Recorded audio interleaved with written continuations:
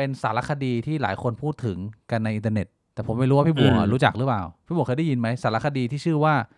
The Famous Last Word ไม่เคยเห็นฮะไม่เคยดูเฮ้ยจริงเหรอผมเปิดให้ดูทุกท่านนี่อ๋อนี่เป็นใน Netflix เหรอใช่คือ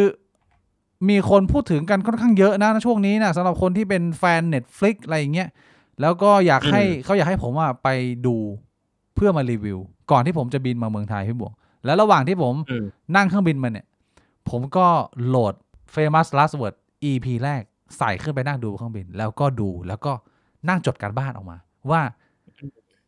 มันมีอะไรที่น่าสนใจบ้างแต่เอาคอนเซปต์ก่อนผมชมก่อนว่ารายการนี้คอนเซปต์น่าสนใจพี่วงเดาออกไหมถ้าเราคนที่ไม่รู้เนี่ยดูรายการแล้วดูออกไหมว่านี่รายการอะไรคือ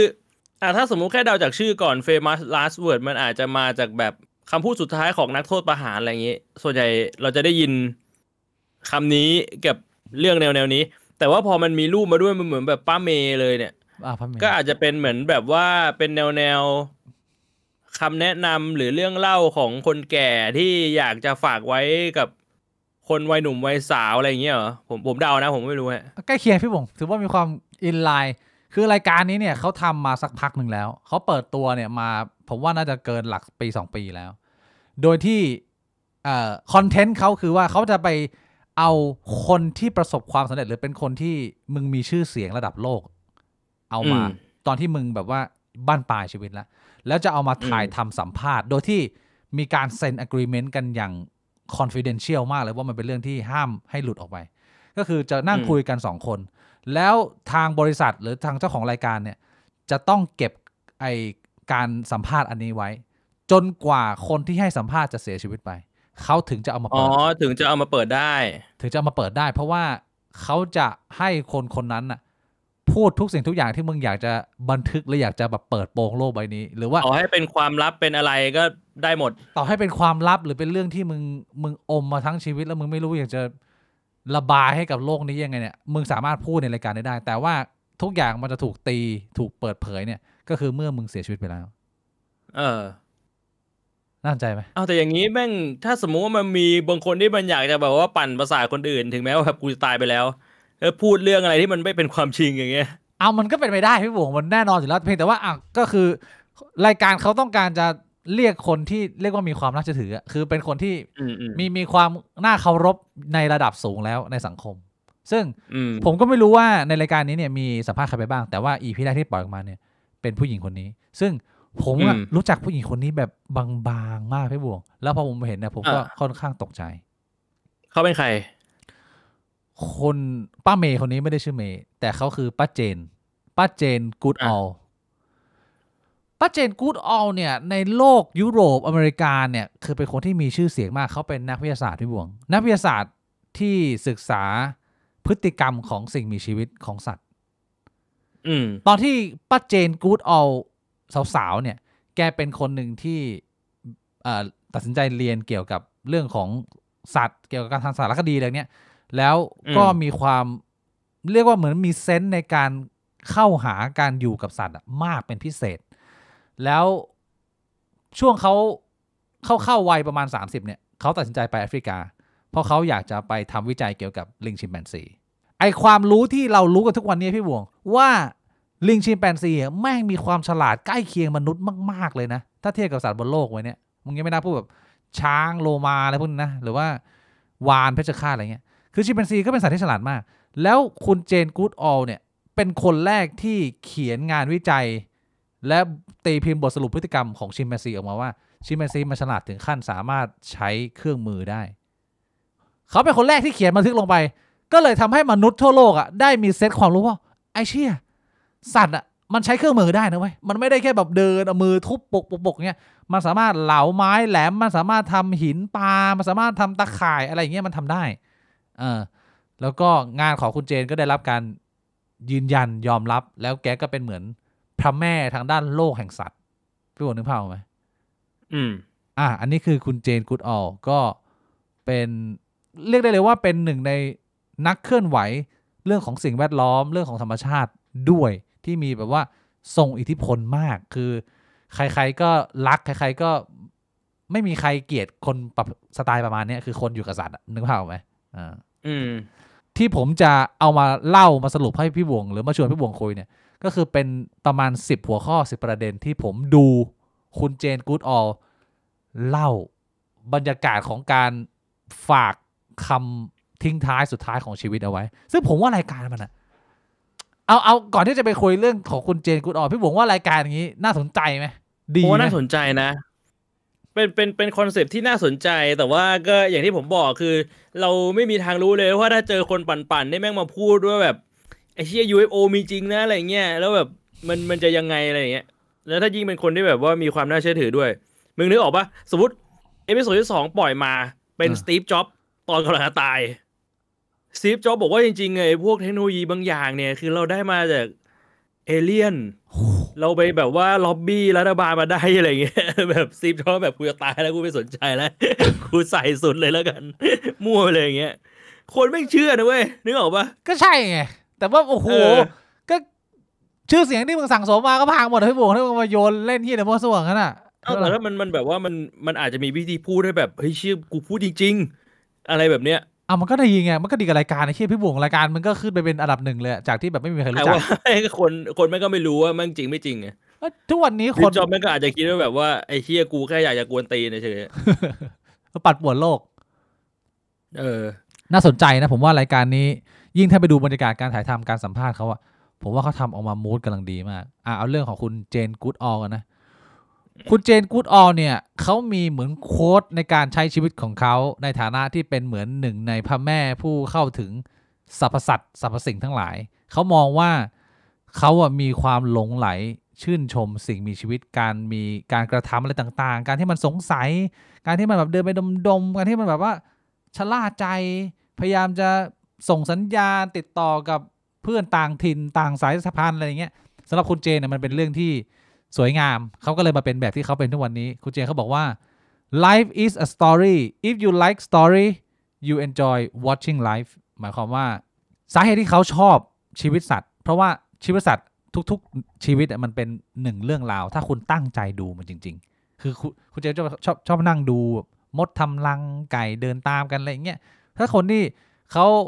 ใส่ใจกับรายละเอียดอย่างเงี้ยคุณก็จะเห็นว่าทุกๆชีวิตมันมีเรื่องราวอยู่ในนั้นเสมอแล้วพอคุณดูเรื่องราวพวกนี้เยอะถึงระดับหนึ่งคุณก็ไม่จำเป็นต้องไปดูอะไรอื่นแล้วคือแบบมันสนุกมากมันเพลิดเพลินมากแล้วมันก็มีความรู้มีการเรียนรู้มีประโยชน์นะประเด็นแรกของคุณเจนกู๊ดออลจากการดู Famous Last Word EP นี่นะฮะเขาพูดถึง Alpha Men จากประสบการณ์ในการสังเกตสัตว์โดยเฉพาะชิมแปนซีจำนวนมากเนี่ยเขาก็จะเห็นว่าแม้มึงจะเป็นสัตว์ต่างสเปชีส์กันนะแต่มันมีพฤติกรรมอะไรบางอย่างที่มึงพอจะเห็นว่ามันเกิดขึ้นทั้ง2สเปชีส์ได้อย่างยกตัวอย่างอันนี้คุณเจนกู๊ดออลบอกว่าเขาเจอชิมแปนซีพวกอัลฟาเมนเขาเจอ2แบบแรกคือพวกอัลฟาเมนที่กลางคือเน้นปะทะเดินไปฝูงไหนเจอตัวผู้อันไหนเนี่ยมึงก็แบบว่ามึงจะมีเรื่องอีกแล้วไอสัตว์คือแบบว่ามึงจะอยู่กำลังคือมึงอยากจะโชว์พาวมึงอยากจะเป็นเบอร์1อยู่ตลอดเวลามึงไม่สามารถแบบว่ามึงปล่อยให้อีกกลุ่มหนึ่งอีกก๊กหนึ่งอีกตัวผู้หนึ่งมันก็อยู่ได้ไม่มึงเป็นอัลฟาแบบอัลฟาต้องประกาศไปได้เรื่อยต้องการแบบโชว์พาวไปเลยกับอัลฟาที่2คุณเจบอกว่าอีกประเภทหนึ่งเนี่ยเป็นอัลฟาเหมือนกันแต่เป็นอัลฟายามจำเป็นคือเป็นลิงอีกประเภทหนึ่งที่ก็เป็นลิงเพศผู้อาจจะไม่ได้เป็นเบอร์1พวกนี้เนี่ยปกติแล้วจะดูซอฟต์มากดูแบบว่าให้ความร่วมมือต่อผู้คนโดยรวมแต่ถ้าเกิดว่าเมื่อไหร่มีใครมาปีนเกลียวเมื่อไหร่มีใครมาถุยน้ำลายเจ๊กข้างหน้าหรือว่าเข้ามาลุกลานสิทธิ์ของเขาแล้วเนี่ยอัลฟาตัวนั้นก็จะลุกแล้วก็ปกป้องterritory ของตัวเองเมื่อมีอะไรมาลุกลานแล้วคุณเจนกูดอลก็บอกว่าจากที่ศึกษาและดูแลชิมส์มาจำนวนเยอะหลายชั่วอายุคนพบว่าชิมประเภทแรกอายุไม่ยืนชิมประเภทที่2อายุยืน มันก็ต้องอย่างนั้นอยู่แล้วนะต้องเป็นอย่างนั้นพี่บัวชัดเจนก็คือเปรี้ยวตีนเปรี้ยวซ่าก็ลงไปนอนในหลุมแต่ถ้าเกิดว่าคุณใช้ความ masculinity ของคุณให้มันเป็นประโยชน์เนี่ยอายุยืนแต่คุณต้องใช้ให้เป็นคุณต้องเลือกใช้ไม่ใช้แบบสุ่ม4สุ่ม5อันนี้ได้ไหมพี่บัวอันนี้คือเรื่องแรกที่คุณเจนเขาเสนอมานะ to alpha รื่องที่สองที่คุณเจนพูดก็คือว่าคือคุณเจนแกเป็นนักวิทยาศาสตร์แกเป็นคุณครูแกเป็นอาจารย์แกเป็นแบบว่าปูชนียบุคคลนะแกไม่เคยพูดเรื่องการเมืองเลยพี่บวงแล้วไอ้เฮียคนเจ้าของรายการแม่งก็โยนคำถามแปลกๆว่าเนี่ยพวกอยากให้มึงแบบแพร่มๆออกมาหน่อยคุณเจนก็บอกได้งั้นเดี๋ยวกูพูดคนที่กูไม่ชอบนะคืออีลอนมัสก์คือทรัมป์คือสีเจิ้นผิงคือปูตินแต่ว่าเขาแบบว่าเขาน่ารักมากด้วยความที่เขาเป็นอาจารย์แล้วก็มีภาพลักษณ์ที่น่ารักเขาบอกว่าสิ่งที่เขาอยากทำคืออยากจะเอาคนพวกนี้ใส่เข้าไปในยานอวกาศแล้วก็ลอยออกไปแบบไม่ต้องกลับมาเลยค่ะอะไรแบบนี้ก็พูดซอฟๆ อันนี้คือ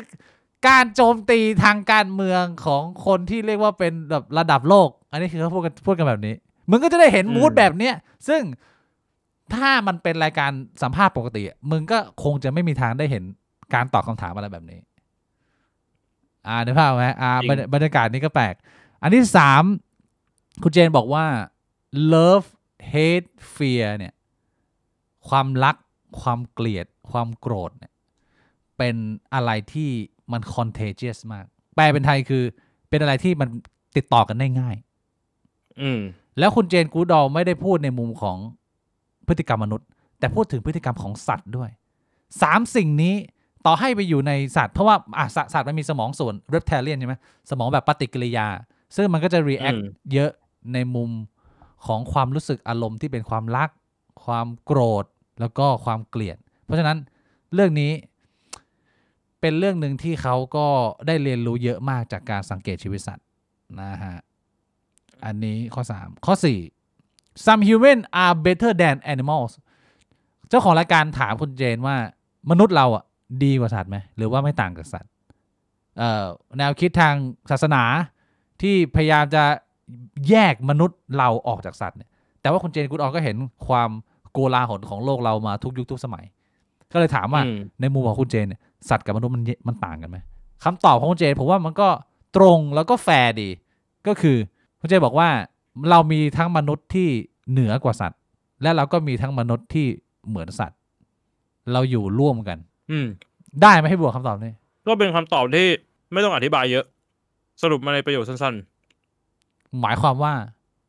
คือผมว่าจริงๆคำตอบของคำถามเนี้ยมันต้องอธิบายเยอะหน่อยแต่ว่าเขาสรุปมาแบบก็ฟังแล้วเข้าใจว่ามันก็ธรรมชาติมันก็เป็นงั้นแต่ว่า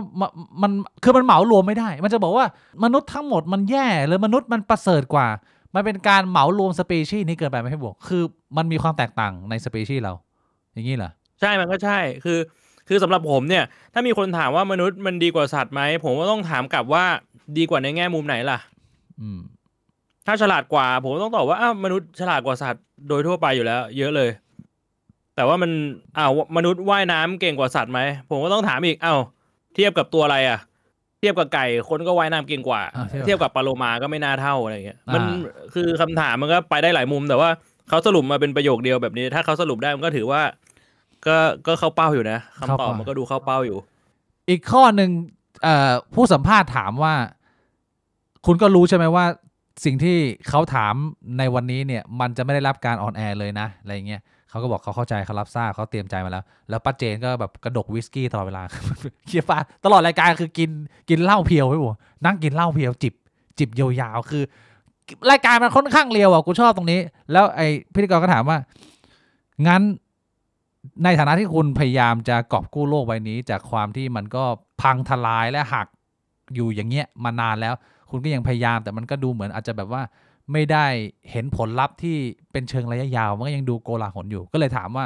โซลูชันของมนุษยชาติเราอะไรคือทางออกอะไรคือสิ่งเดียวที่เราต้องคำนึงพร้อมๆกันถ้ามองในเลนตาของคุณเจนกูดออลคุณเจนกูดออลบอกว่าสิ่งเดียวที่เราต้องยึดไว้ถ้าเราจะฝากอะไรได้สักอย่างหนึ่งกับโลกใบนี้ก่อนจากไปคือการสร้างเจเนอเรชันใหม่ที่ดีขึ้นเขาบอกว่าถ้าคุณมีแค่สิ่งนี้อยู่ในหัวคุณนะคือเราพยายามจะดีให้มากขึ้นเทียบกับเราในวันก่อนเทียบกับเจเนอเรชันก่อนหน้านี้แล้วมันไม่ใช่แค่เราพยายามกับตัวเราแต่ว่าเรามีความรับผิดชอบในฐานะของสังคมส่วนรวมว่ามึงควรจะพยายามจะผลักดันหรือส่งเสริมให้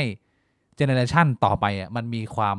compassionate อย่างนี้เราจะแปลเป็นภาษาไทยว่าอะไรให้น้องๆฟังให้บวง ให้เป็น compassionate generation เขาบอกนี่คือทางออก compassionate คือเป็นถ้าแปลเป็นไทยมันจะแปลเป็นมาไหนวะคนที่มีความเอื้ออาทรมีความเอื้อเฟื้อต่อผู้อื่นป่ะคือเป็นคนที่รู้จักนึกถึงคนอื่นบ้างอาจจะไม่ต้องเป็นแบบพ่อพระแบบว่าเสียสละตัวเองเพื่อคนอื่นแต่แบบคือเราก็รู้จักเอื้อเฟื้อเผื่อแผ่สนใจกับคนอื่นบ้างสนใจสิ่งนอกเหนือจากผลประโยชน์ส่วนตัวและรอบข้างแต่ว่าเรามองให้มันไกลนอกเหนือจากตัวเราไปพี่บอกว่าคำแนะนำของคุณเจนเป็นยังไงฮะผมว่าไม่ถูก compassionate generation ไม่ใช่ทางออกหรือผลลัพธ์ของโลกที่โกลาหลของเราใบนี้คือผมคิดว่าต้องมานั่งถามว่าคุณอยากให้มนุษย์ไปทางไหนอ่ะอันนี้เป็นคำถามมากกว่าบางคนอาจจะอยากบอกว่าแบบอยากให้เผ่าพันธุ์มนุษย์ยังคงอยู่คือถ้าสมมุติว่าคุณเปิดหัวมาว่าอยากให้เผ่าพันธุ์มนุษย์ยังคงอยู่แสดงว่าคุณไม่ได้นึกถึงปัจจุบันเท่าไหร่คุณนึกถึงอนาคตไปต่อได้มีมนุษย์อยู่บนโลกต่อได้แต่ถ้าคุณบอกว่าอยากให้สังคมสงบสุขแสดงว่าคุณไม่ได้นึกถึงอนาคตคุณนึกถึงปัจจุบัน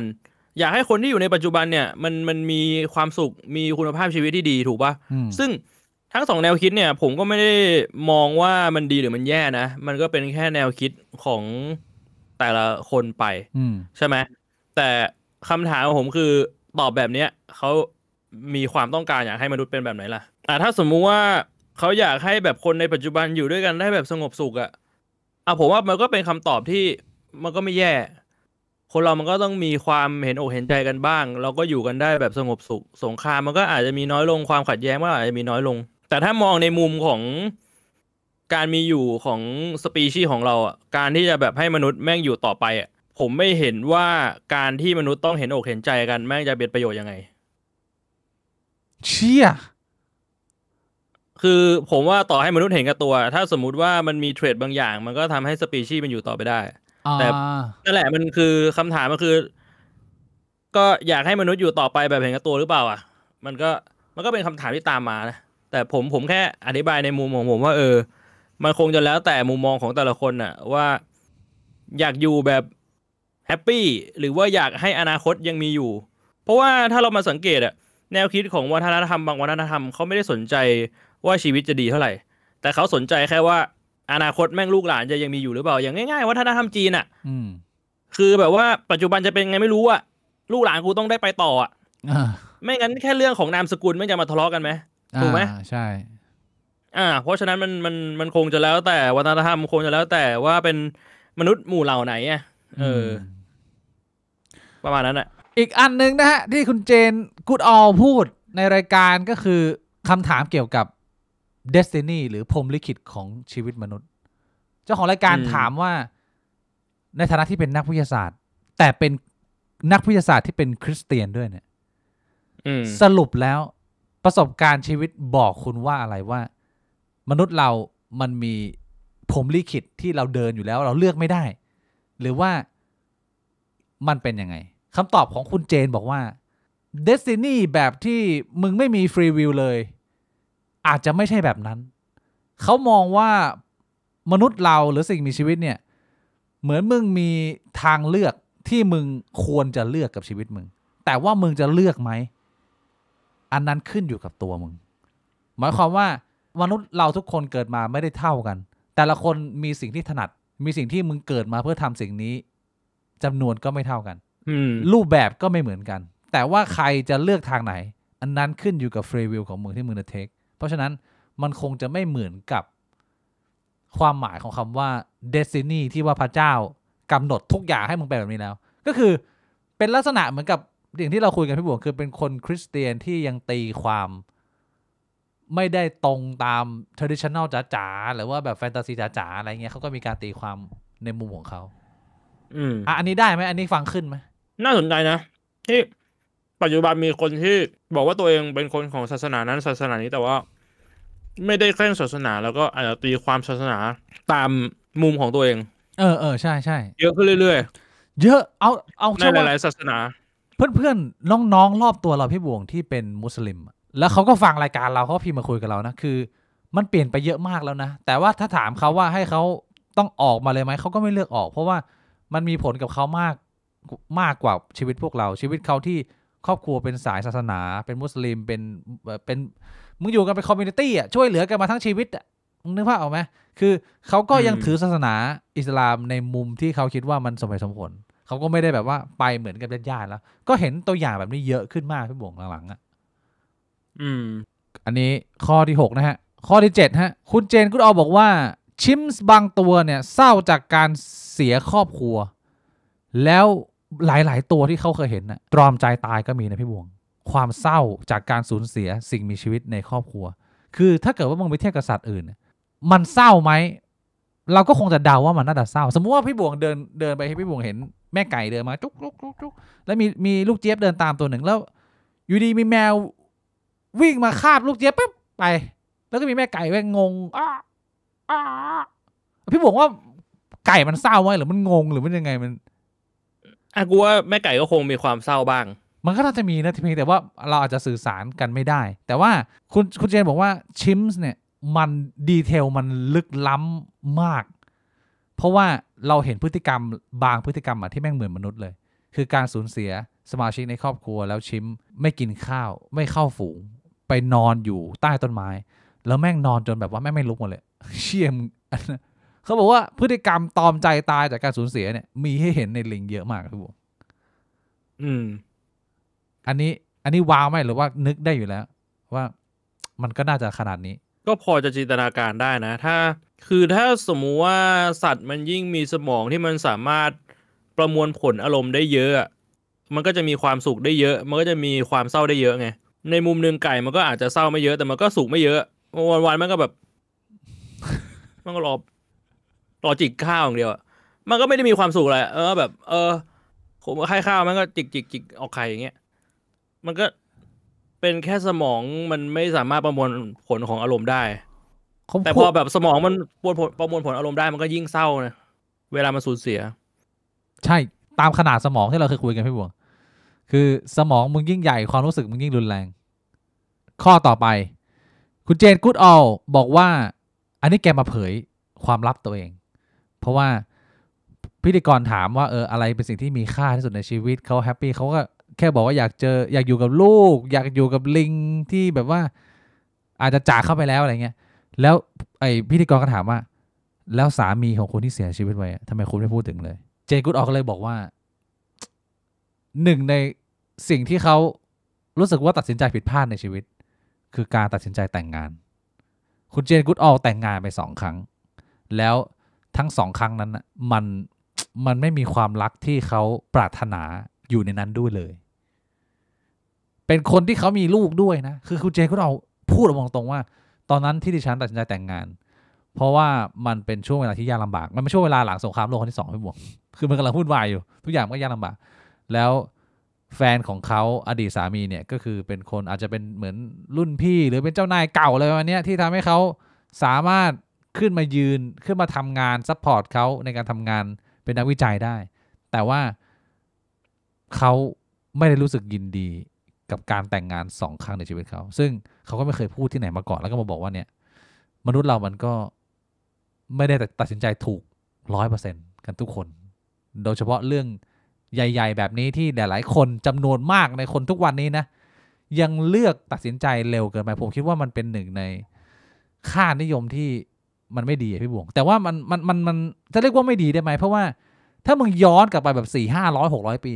มนุษย์เรามันก็ขยายพันธุ์ในวัยช่วงวัยประมาณนี้ด้วยช่วงวัยที่มึงมีความคิดความอ่านประมาณนี้พี่บวงคิดว่ามันไวไปไหมหรือมันควรจะกระเถิบเพิ่มหรือมันยังไงเอาแบบมวลรวมผมคิดว่าคอนเซปต์ของการแต่งงานมันเป็นเรื่องที่แบบว่ามันไม่จำเป็นแล้วในปัจจุบันมันเป็นแค่คอนเซปต์ที่มนุษย์เมคอัพขึ้นมาถ้าจะไม่ผิดจากศาสนาคริสต์ป่ะการแต่งงานเนี่ยใช่มนุษย์ก่อนศาสนามันก็ไม่ได้อยู่กันแบบแต่งงานป่ะมีนะพี่บวงมันมีเป็นชนเผ่าเล็กมันก็มีพิธีรวมอะไรเงี้ยรวมครอบครัวมันก็คงมีคือผมอยากรู้มากเลยว่าก่อนที่จะมีศาสนาก่อนที่จะเป็นชนเผ่าเนี่ยมันอยู่กันยังไงคนส่วนใหญ่มันอยู่กันแบบมันต้องจับคู่ผัวเมียอันนี้เลยหรือเปล่าหรือมันก็อาจจะมีหลายแบบมันอาจจะมีแบบเผ่าที่ก็จับคู่เผ่าที่ก็ไม่จับคู่อะไรแบบนี้นะอยู่กันแบบลิงอ่ะมันก็น่าจะมีหลายๆแบบนะพี่บวงผมว่า แบบออจี้มันต้องมีอยู่แล้วสำหรับผมมันเป็นเรื่องที่แปลกมากเลยนะกับการที่แบบว่าเรามีคอนเซปต์ในเรื่องของการแต่งงานเรื่องผัวเดียวเมียเดียวเรื่องของแบบว่านอมในการแบบไม่มีการมั่วเพศซึ่งมันก็ถูกครอบด้วยกรอบหลายๆอย่างอะไรเงี้ยพี่ผมคิดว่ามันไม่ควรจะมีไหมมันควรจะเป็นเรื่องที่มันโอเพนฟรีไหมไอ้เรื่องบังคับกันถ้าแล้วมันมีความจำเป็นอะไรที่มนุษย์เรามันยังต้อง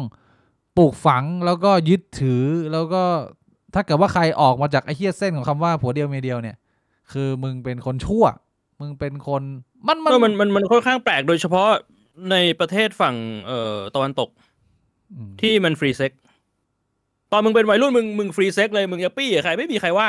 แต่เมื่อไหร่ที่แบบว่ามึงบอกว่าเอ้ยเดี๋ยวจะแต่งงานหรือจะคบกับคนนี้แล้วปุ๊บมึงเป็นคนชั่วทันทีถ้าสมมติว่ามึงนอกใจพี่บิ๊กไม่คิดว่ามันเป็นคอนเซ็ปต์ที่แปลกเหรอคือผมไม่ได้จะสนับสนุนหรือผมไม่ได้จะแย้งนะใช่เข้าใจอันนี้เราคุยกันในเรื่องของแบบว่าในเลเวลของในระดับของคอนเซ็ปต์อะผมว่ามันเป็นคอนเซ็ปต์ที่แปลกที่แบบเมื่อไหร่ก็ตามที่คุณแบบเริ่มตกลงปรงใจแล้วว่าคุณจะอยู่กับคนนี้คนเดียวมันก็คุณยังไม่เอาคนอื่นแล้วแต่ก่อนหน้านี้ก็คือปี้กันมั่วได้เต็มที่เพราะว่าบางคนอาจจะบอกว่าเฮ้ยคอนเซปต์ของการมีผัวเดียวเมียเดียวคือป้องกันโรคไงถ้าป้องกันโรคผมเข้าใจได้ถ้าสมมติว่ามึงจะผัวเดียวเมียเดียวไปตลอดตั้งแต่แรกแต่ว่าตอนแรกคือมึงฟรีเซ็กไปก่อนอะแล้วมึงค่อยมาผัวเดียวเมียเดียวที่หลังมันก็ไม่ป้องกันโรคอะอาจจะแบบว่าช่วงวัยเด็กเนี่ยไอ้เรื่องของการมีเซ็กมันก็จะเป็นเรื่องของการทดลองไงเพียงแต่ว่าการมีเซ็กของวัยแบบเรียกว่า30ขึ้นไปเนี่ยมันเป็นการจับคู่เป็นการสร้างสถาบันครอบครัวแล้วค่านิยมผัวเดียวเมียเดียวมันเป็นการทำให้สังคมมันบีบกันเองเพื่อทำให้สถาบันครอบครัวมันแข็งแรงถ้ามึงมาผิดคำพูดตอนที่มึงสัญญากันแล้วเนี่ยแน่นอนว่าครอบครัวมันอยู่กันไม่ได้เพราะมึงหักหลังซึ่งกันและกันมันก็จะเป็นส่งประมาณนี้คือผมไม่แปลกใจที่วัฒนธรรมผัวเดียวเมียเดียวมันเป็นตัวบีบให้สังคมเรามันยังอยู่เป็นสถาบันครอบครัวแบบยังพอแข็งแรงได้อันเนี้ยผมคิดว่ามันเข้าใจได้แต่ที่มันแปลกคือว่าแล้วถ้าเกิดว่ามึงไม่ทำตามเนี้ยแล้วมึงเป็นคนชั่วไหมอันนี้ผมว่ามันดูสับสนสำหรับผมนิดนึงคือในมุมกูพี่บวงคือมึงไปตกลงกับผู้หญิงคนหนึ่งว่าเราจะไม่หักหลังกันแล้ววันหนึ่งมึงหักหลังอันนี้ก็เป็นเรื่องของความพังทลายลงของสถาบันครอบครัวแต่ถ้าเกิดว่ามึงไม่ได้ไปตกลงกับใครมึงอยากได้แบบออจี้มึงอยากอยู่แบบออจี้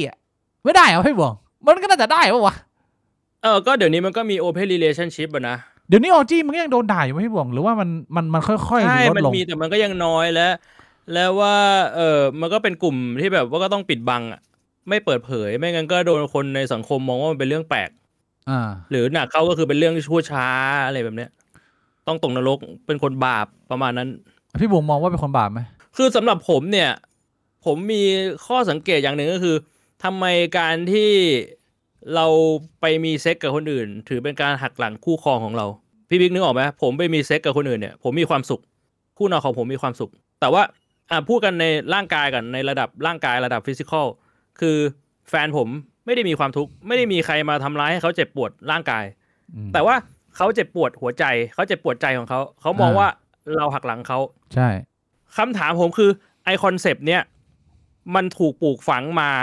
จากวัฒนธรรมสิ่งแวดล้อมหรือถ้าสมมุติเขาโตขึ้นมาในแบบว่ายุคที่แม่งไม่มีคอนเซปต์นี้เลยเขาก็จะมีความรู้สึกนี้อยู่ดีอันนี้มันเป็นคำถามที่น่าสนใจผมว่าเป็นสิ่งที่สร้างขึ้นพี่บวงผมว่าเป็นสิ่งที่สังคมมนุษย์เรามันสร้างขึ้นมันเป็นวัฒนธรรมร่วมใช่คือถ้าสมมุติว่าโลกเรามันไม่มีวัฒนธรรมแบบเนี้ยมันก็จะไม่มีใครรู้สึกว่าโดนหักหลังใช่ไหมใช่ผมเลยมองว่ามันแปลกไงเพราะว่าพอเราพูดถึงเรื่องของการหักหลังอ่ะถ้าเป็นในแง่มุมอื่นในแง่มุมของธุรกิจอ่ะ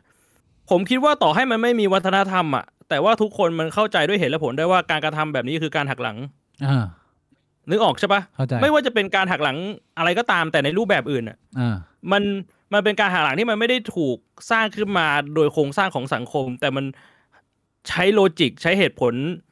deduction ได้ว่าโอเคมึงการกระทำนี้มันเป็นการกระทำที่หักหลังผมว่ามันก็เลยแบบว่าก็แปลกที่สังคมเลือกที่จะปลูกฝังเรื่องพวกนี้ขึ้นมาบางคนอาจจะบอกว่าก็การมีนิวเคลียร์แฟมิลี่มันดีต่อสภาพสังคมและเศรษฐกิจมวลรวมสำหรับผมไม่เห็นแบบนั้นนะผมคิดว่าถ้าสมมติว่ามันมีเป็นครอบครัวใหญ่ที่มันเป็นครอบครัวออจี้แต่มันเป็นครอบครัวที่แข็งแรงคนในครอบครัวแม่งแบบว่า ช่วยเหลือเกื้อกูลกันมีความรักให้กันแม่งก็ปี้กันมั่วในนั้นอ่ะแล้วลูกใครออกมามึงก็เลี้ยงอ่ะผมกำลังจินตนาการอยู่ว่าไอ้ครอบครัวแบบนั้นอ่ะมันก็น่าจะผลิตคนที่มีประสิทธิภาพต่อสังคมออกมาได้นึกออกใช่ไหมสามารถทำได้เอาเพียงแต่ว่ามันอาจจะยากกว่าในการควบคุมใช่หรือในการวางโครงสร้างมวลรวมอะไรแบบนี้อาจจะแบบว่าเดานะประวัติศาสตร์มนุษย์มันอาจจะหรืออาจจะเป็นเรื่องของ DNA ก็ได้พี่บวงคือการที่มันเป็นเพศผู้เพศเมียแค่คู่เดียวเนี่ยมันก็เพียงพอแล้วเนี่ยความประพฤติมนุษย์ที่ผ่านมามันได้สะท้อนแล้วว่าเรื่องนี้ถ้ามึงไม่มีกฎหมายชัดเจนนะส่วนกลางตำรวจที่อะไรเงี้ยมึงต้องปวดหัวกับเรื่องผัวเมียอย่างเงี้ยแบบว่ามันจะเยอะมากกูว่ามันอาจจะแบบว่าพรูฟมาด้วยหลายร้อยเจเนเรชันแล้วว่าเรื่องนี้มันต้องเซตเทิลแบบนี้ไม่งั้นแม่งไม่จบคือผมคิดว่าสิ่งที่เป็นตัวสำคัญเลยที่ทำให้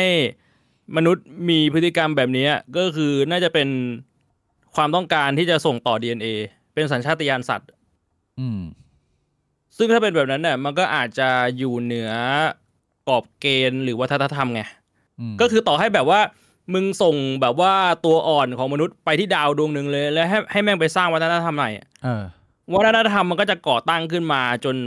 เป็นวัฒนธรรมผัวเดียวเมียเดียวใช่ในท้ายที่สุดผมเดานะใช่ผมก็คิดว่าน่าจะเป็นอย่างนั้นนะพี่บวงถ้าเราสรุปได้ว่ามันมาจากแบบว่าความต้องการในการส่ง DNA ต่อของสัญชาตญาณสัตว์น่าจะเป็นแบบนั้นใช่ผมว่ามีความเป็นไปได้สูงแต่นี่ไม่รู้นะอันนี้แบบว่าคุยเล่นนะสนุกสนานนะใครมีแฟกก็บอกให้เรารู้ได้นะแต่ไม่ต้องบอกว่าไม่รู้ว่าพูดทำเหี้ยอะไรไอ้หมอยกระปอยหมาเนี่ยอะไรคือหมอยกระปอยหมาก็ไอ้ก้อนที่อยู่บนหัวพี่บวงใช่เหรออันนี้คือหมอยกระปอยหมาผมตั้งชื่อทรงไว้แล้วว่าคือทรงกระปอยหมอยหมาโอ้ได้ไหมชื่อนี้หมอยหมามันเป็นแบบนี้แหละพี่บิ๊กเคยเห็นหมอยหมาไม่รู้ว่าผมไม่รู้จะตั้งชื่ออะไรดีแต่ผมรู้สึกว่ามันเหมาะกับชื่อนี้ที่สุดแล้วพอผมดูไปผมก็รู้สึกว่ามันเป็นทรงกระปอยหมอยหมาน่าสนใจนะหมามันก็มีขนทั้งตัวพี่บิ๊กจะแบ่งแยกตรงไหนว่าตรงไหนจุดเริ่มต้นของหมอยตรงไหนเป็นจุดจบของหมอย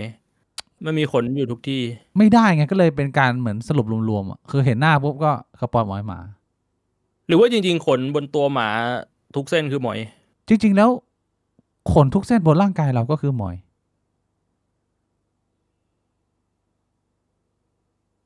ถ้าจะบอกว่าหมอยคือแบบว่าขนที่อยู่ตรงบริเวณอวัยวะเพศมันก็เชื่อมต่อกันมาอะไรอย่างเงี้ย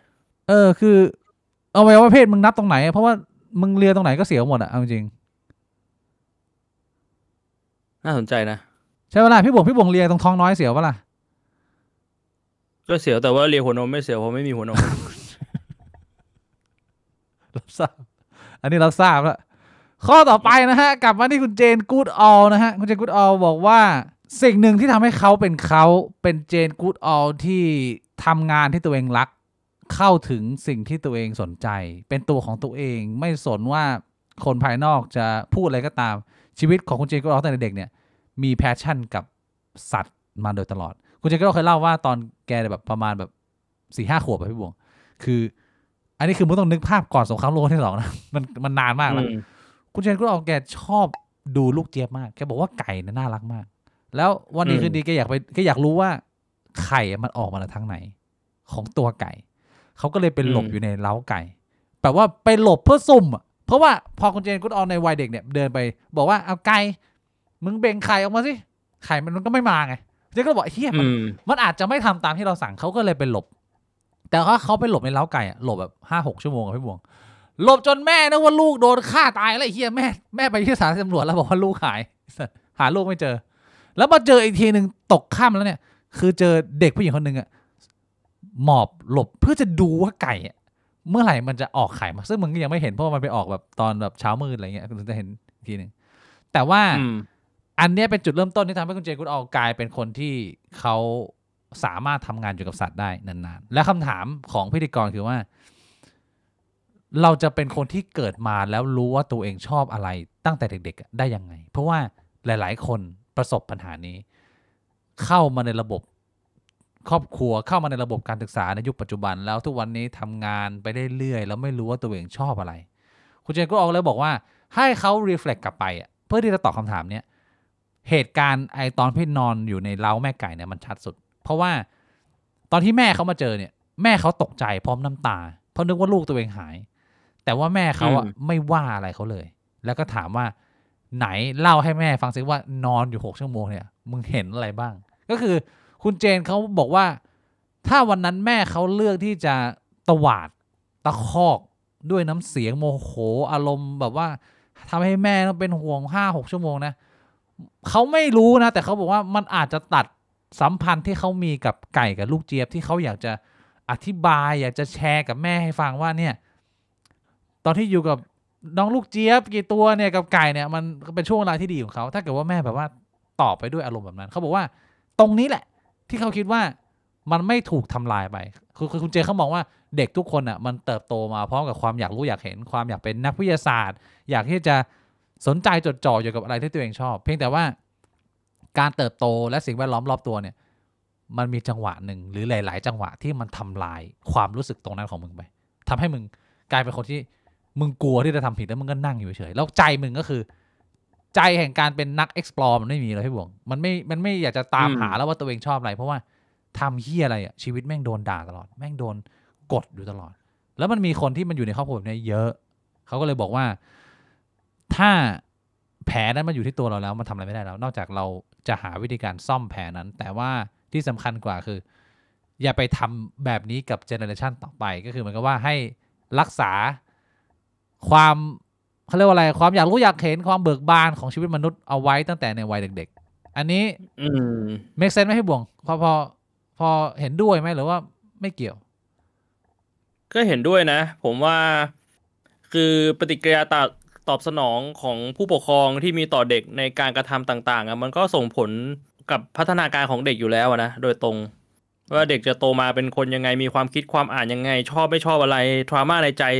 ส่วนใหญ่อะมันก็มาจากผู้ปกครองด้วยเด็กใช่อีกอันนึงครับคุณเจนกุดออลฝากเอาไว้ให้กับทุกท่านนะทุกวันนี้ผมต้องพูดอีกครั้งนึงว่าผู้หญิงท่านนี้เสียไปแล้วนะฮะมันถึงมาเป็นเทปใน Netflix ให้เราชมได้แล้วก็กำลังจะมี EP อื่นๆตามมาคุณเจนกุดออลฝากไว้ว่า aggressiveness is a bad way of communication ยืนยันนอนยันเขย่งยันเลยว่าการสื่อสารกับคนไม่ว่าจะเป็นคนในครอบครัวคนใกล้ชิดเพื่อนฝูงหรือคนไม่รู้จักคนในอินเทอร์เน็ตเนี่ยการพูดคุยด้วยความ aggressive มันแปลว่าอะไรพี่บอกรุนแรงเหรอรุนแรงดุดันป่าเถื่อนรุนแรงประมาณเนี้ยรุนแรงดุดันป่าเถื่อนเขาบอกว่ามันเป็นการ communicate ที่ไม่ดีอาจจะมันไม่ได้หมายความว่ามันไม่ควรจะมีผมอาจไม่ได้มองอย่างนั้นผมคิดว่ามันมีเหตุผลของการด่าอะไรอย่างนี้แล้วแต่เพียงแต่ว่าถ้ามันจะเป็นการสื่อสารอะไรที่เราต้องการจะสร้างความเปลี่ยนแปลงมากกว่าที่มึงต้องการเอาชนะหรือเอาสะใจเนี่ย aggressive หรือความดุดันทางการสื่อสารเนี่ยเป็นตัวเลือกที่แย่อันนี้คือคำแนะนำของคุณเจนกูดออลพี่วงเห็นค้านไหมเรื่องนี้เป็นแบบว่า passive aggressive ได้ไหม passive aggressive เป็นไงต้องอธิบายให้คนเข้าใจทั้งมันเป็นการพูดนิ่มๆแต่ก็อาจจะเป็นการด่าไปในตัวไม่ได้ด่าแบบด้วยใช้คำหยาบหรือแบบเสียงที่มันดังมันหนักแน่นอะไรเงี้ยแต่พูดแบบซอฟๆแต่ก็แบบเป็นการโจมตีอะไรแบบเนี้ยคือในมุมผมว่าทุกการพูดมันก็มีประโยชน์หน้าที่จังหวะที่มันต้องใช้แหละแต่ผมคิดว่าคุณเจนกูดอออาจจะพูดในมุมของการที่มึงเป็นอินฟลูเอนเซอร์เจ้ายักษ์มึงไม่ใช่มึงเป็นอินสปิเรชันแล้วคือมึงเป็นคนที่ให้แรงบันดาลใจคนรุ่นใหม่ที่จะแบบว่าเติบโตทำงานในสิ่งที่ตัวเองรักสิ่งที่ตัวเองชอบผมว่าเขาคงพูดในมุมที่ว่าถ้ามึงต้องการจะสร้างความเปลี่ยนแปลงมันก็เหมือนกับเรื่องการเมืองการสื่อสารทางการเมืองมึงจะสื่อสารแบบไหนก็ได้มึงจะสื่อสารแบบแยบมีหมัดแบบแพสซีฟบ้างแอคทีฟบ้างอะไรอย่างเงี้ยแต่ถ้าเกิดว่ามึงจะเอาแบบมึงคำนึงถึงแค่มันเกิดประโยชน์หมายความว่ามึงสามารถสื่อสารกับคนที่ไม่เข้าใจมึงได้มึงสามารถสื่อสารกับคนที่อาจจะอยู่คนละฝั่งกับมึงได้แล้วมึงจะสื่อสารด้วยเทคนิคไหนก็ได้แต่เอาเป็นว่าคนที่มึงสื่อสารด้วยมันยังยืนฟังมึงคนที่มันไม่ได้เห็นด้วยกับมึงมันยังพอรับฟังมึงได้มันน่าจะเป็นคอมมิวนิเคชันที่มันดูไม่เปล่าประโยชน์ไปมากที่สุดมันน่าจะเป็นทรงนี้มากกว่าพี่บัวข้อ11คุณเจนบอกว่า don't lose hope because if you lose hope you become apathetic and do nothing บอกว่ามนุษย์เราไม่มีความต้องการอะไรมากไปกว่า ความหวังที่จะได้มีชีวิตได้ใช้ชีวิตแล้วเจนก็บอกว่าหลายๆคนในยุคปัจจุบันในยุคอินเทอร์เน็ตก็ประสบปัญหานี้เป็นเหมือนลักษณะอาจจะคล้ายๆกับความเบิร์นเอาท์ด้วยส่วนหนึ่งหรืออะไรเงี้ยแต่ว่าคุณเจนบอกว่าเมื่อไหร่ที่เราไม่มีความหวังในความรู้สึกในการใช้ชีวิตของเราแล้วอะเราก็จะไม่อยากทำอะไรเพราะฉะนั้น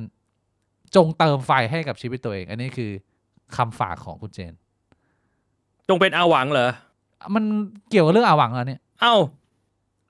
มันมีคนคนหนึ่งหวังจะปี้คนอีกคนหนึ่งมันไม่นับเป็นความหวังเหรอ